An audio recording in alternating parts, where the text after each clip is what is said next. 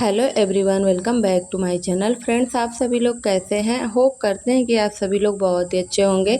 आप सभी लोगों के लिए मैं बहुत ही अच्छे से अच्छे होम टिप्स एंड आइडियाज़ लेकर आई हूं, जिससे आपके घर गृहस्थी के काम आसान होंगे, साथ ही साथ आपके बचेंगे ढेरों पैसे और समय।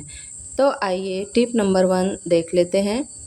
तो सबसे पहला टिप है आज का, इस तरीके से जब भी हम नमक रखें तो हमेशा कांच के जार में या फिर इस तरीके से जो सिरेमिक का आता है जार या फिर जो भी बोलते हो आप, इसमें आप लोगों को नमक रखने से फ़ायदा एक तो ये होगा कि नमक हमेशा कांच या पत्थर के जार में ही रखना चाहिए। और दूसरा फ़ायदा ये कि इकट्ठे नमक हम रखते हैं तो उसे इतना वज़न होता है कि डालने में खाने के लिए हम हमेशा उठाते तो कई बार गिर के नुकसान भी हो जाता है। तो इस तरीके से छोटे से कंटेनर में रखने से हमारा एक फ़ायदा तो ये होता है कि बहुत हल्का होता है, और दूसरा ये कि भरा हुआ जार में अगर आप स्पून डालें तो इस तरीके से उल्टा करके डालें, जिससे आपका भरा हुआ जार के अंदर स्पून आसानी से चला जाए। और यह छोटे वाले में रखने से फ़ायदा हमको ये होता है कि जब भी हम कुछ भी बनाते हैं तो उठा के डालने में हमको आसानी होती है। अगला यूज़फुल आइडिया है, जैसे कि यहाँ पर हमने दाल लिए हैं, काली मसूर की दाल है। इस तरीके से कई तरीके की दाल हम अपने घरों में इस्तेमाल करते हैं, और यह ऐसी दालें होती हैं जो कि वीक में या फिर 2 वीक में कभी-कभार ही बनती है। अब ऐसे में कितना भी हम मंगाते हैं, 500 ग्राम से कम तो कोई नहीं मंगाएगा, और ऐसे में यह सब दालें बहुत ही जल्दी ख़राब हो जाती हैं, कीड़े लग जाते हैं। तो इनको हमें किस तरीके से रखना है कि यह ख़राब ना हो। तो सबसे पहले यहाँ पर हमें ले लेनी है माचिस की कुछ तीलियाँ, और जो मसाला वाला पार्ट है इसे ऊपर रखना है, और इस तरीके से इसके अंदर हमें डाल देना है। इसको डालने से इसकी स्मेल की वजह से कोई भी हमें नुकसान नहीं होंगी, साथ ही साथ इसके अंदर इसके वजह से कीड़े नहीं लगेंगे। तो ऐसे में आपके दाल कभी भी नहीं ख़राब होंगे। अगला यूज़फुल आइडिया है इस तरीके से बड़ी को लेकर। इस तरीके से जो मसाला वाली बड़ियाँ होती हैं, इसे हम बनाकर रख लेते हैं, लेकिन कई बार क्या होता है कि इसके अंदर कीड़े बहुत जल्दी लग जाते हैं और ख़राब भी हो जाते हैं। इसका कलर भी चेंज हो जाता है, तो समझ लीजिए कि अभी यह रेड रेड दिख रहा है, जब यह ब्लैक पड़ जाएगा तो समझ लीजिए यह ख़राब हो गया, यानी एक्सपायर हो गया है। इसे लॉन्ग लास्टिंग बनाने के लिए यहाँ पर जैसे कि हम तवा रख दिए हैं, तवा हल्का सिमसिमा गर्म है, बस उसके ऊपर हमें जितनी भी बड़ियाँ हैं उन्हें इस तरीके से रोस्ट कर लेना है हल्के आंचों में, ताकि बस ये थोड़ा-सा रोस्ट हो जाए। ऐसे आप रखेंगे तो यह कभी भी नहीं ख़राब होगा, 2-2 साल तक चलेगा। और कभी भी आप बड़ी को जब भी इस्तेमाल करें तो गीले हाथों से मत करिए, नहीं तो बड़ियों के अंदर नमी आ जाएगी और वह बहुत ही जल्दी ख़राब हो जाएँगी। तो इस तरीके से आप अपने चीज़ों को व्यवस्थित रख सकते हैं। अगला यूज़फुल आइडिया है नेल पेंट का। नेल पेंट हम सभी लेडीज़ को बहुत ही ज़्यादा लगाना पसंद होता है। कई बार तो हम कलरफुल नेल पेंट ढेर सारे रख लेते हैं, जैसे कि यहाँ पर मेरे पास है।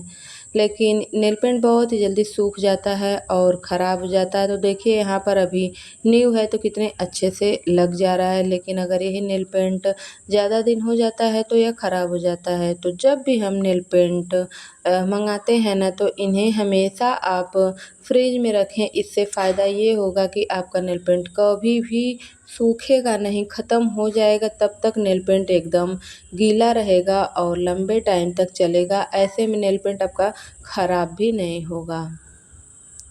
और अगर आप इसी तरीके से बाहर ड्रेसिंग टेबल में ही रख देंगे नेल पेंट तो वो ख़राब भी हो जाएगा, और ऐसे में आपके पैसे बर्बाद ही होंगे।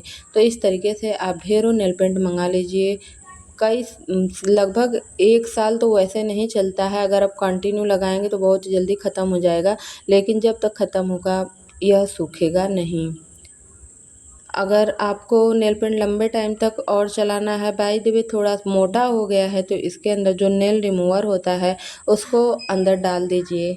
ऐसे नेल पेंट आपका थोड़ा पतला हो जाएगा और अच्छे से चलने लगेगा। तो देखिए यहाँ पर हम फ्रिज के अंदर नेल पेंट को रख दे रहे हैं, इसी तरीके से रखना चाहिए।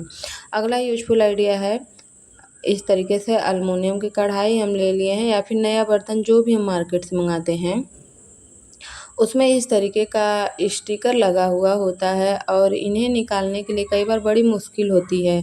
तो ऐसे में इन्हें निकालना बहुत ही आसानी से हम बताएँगे चुटकियों से, क्योंकि इसकी जो ग्लू है ना यह बहुत ही हार्ड होती है और छूटता भी नहीं है। तो इसके लिए सबसे पहले हम गैस को जला दिए हैं और उस पे बर्तन रख दिए हैं, कढ़ाई जैसे कि रख दिए हैं। अब कढ़ाई के ऊपर का स्टिकर हम बहुत ही आसानी से जैसे-जैसे हल्का-हल्का गर्म होगा ना, इस तरीके से चाकू की मदद से टच करेंगे, तो अगर जब यह छोड़ने लगेगा ना तो ऑटोमेटिक उजड़ जाएगा। यहाँ पर आपको कोई भी ज़ोर ज़बरदस्ती नहीं करना है, बहुत ही आसानी से यह रिमूव हो जाएगा। तो देखिए अभी हल्का-हल्का गर्म हो गया है ना, तो धीरे-धीरे यहाँ पर छोड़ते चला जा रहा है। हम यहाँ पर कोई भी ज़बरदस्ती नहीं कर रहे, देख सकते हैं बहुत ही आसानी से यह स्टिकर निकल गया है।